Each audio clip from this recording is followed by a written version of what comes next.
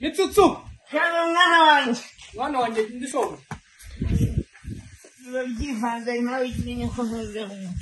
Arya ntabwo wambwiye ko ufite impano. Impano zifite reka nkuzanire himwe bansigiye urebe. Umva ntabwo ndi kuvuga zazo zo mu bikarito. I Musanze hari casting. Ahubwo nibaye. Umva ceceka ngubwire. Yateguwe na Fine Media. Barashaka abakinnyi ba filime. Izabere Musanze muri Susa Garden tariki 21 kuva mu gitondo kwiza nimugoroba.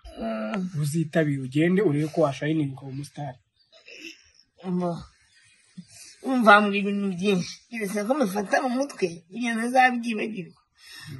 Nyine mfite ikibazo. Amana ngiye ikinyabupfura kwanza nkamanika. Gambaza. Mu burenganzira.